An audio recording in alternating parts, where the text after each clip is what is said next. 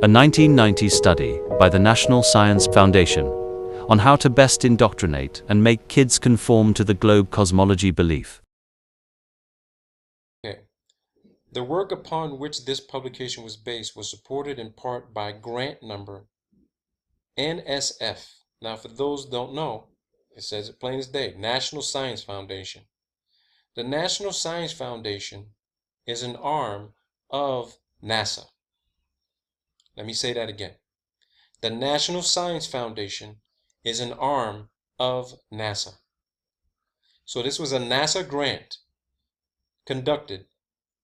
There was a NASA grant issued for this specific study so that NASA could get an understanding of how they were going to affect the psychology of our future generation. Now, the paper was put out in 1990. So if you have any children that were born in the 80s, you can bet that if you start researching the policy changes in preliminary middle school and high school education, the curriculums, you can guarantee that from, say, 2000 on, when you compare the curriculums, NASA had the curriculums changed and the textbooks changed to reflect the worldwide view they need our future children to agree to. Let's go to the abstract here. In this report, we present the results of a cross-cultural study on children's knowledge about the shape, gravity, movement, and location of the Earth, and about the day-night cycle. The subjects of the study were elementary school students from Greece, numbering 90, n equals 90, that's what it means, 90 students, and the United States, 60 students.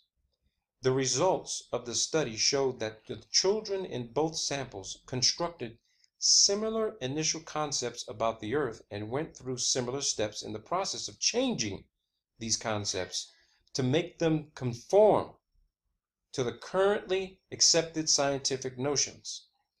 Both the Greek and the American children conceptualized the Earth as flat and stationary and thought it was located in the middle of the solar system.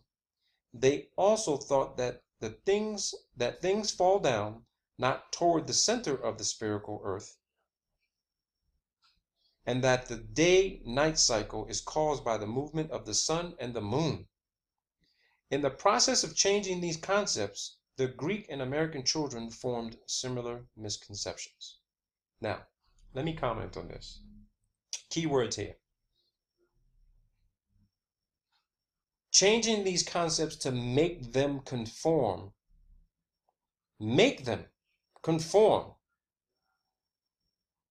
to the currently accepted scientific notions. So they're not going to allow these children, they didn't want these children thinking for themselves.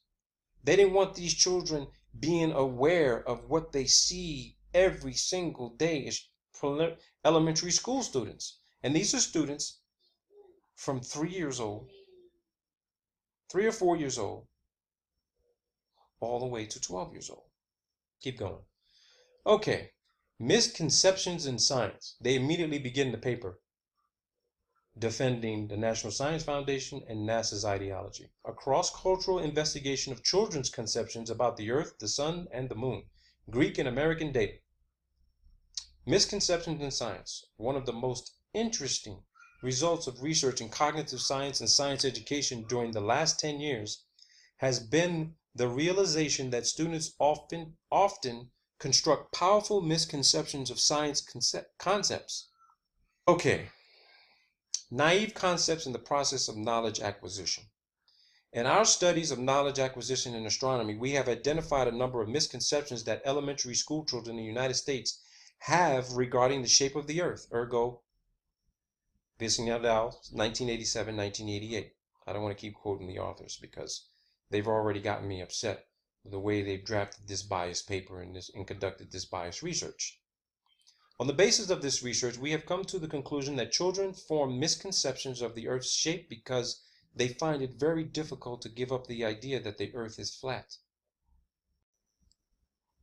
The presence of these misconceptions reveals that children are not blank slates with respect to Earth's shape when they receive the information that the Earth is a sphere, but that they have constructed an initial naive concept of the Earth according to which the Earth is flat. Keep calling these children naive because they're young. Let's go to procedure. Questioning procedure we follow. Renee, first grade.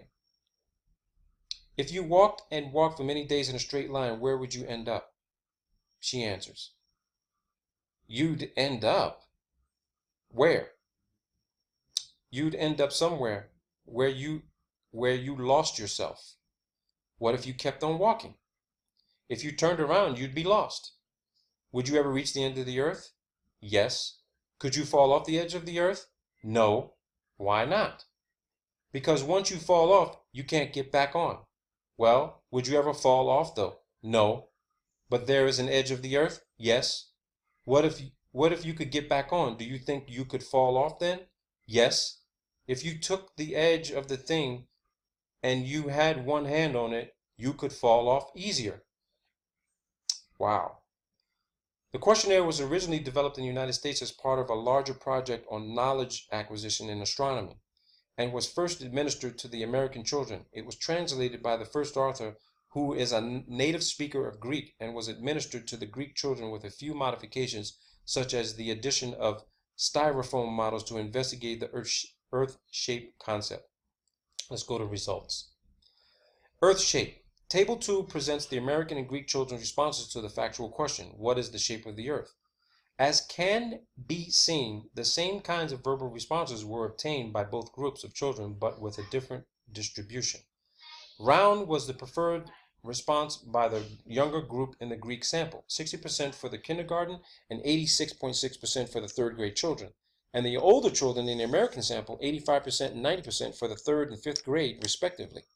The Greek sixth graders preferred the term sphere, 43.3%, which was not used by the American fifth grade children, only 5%.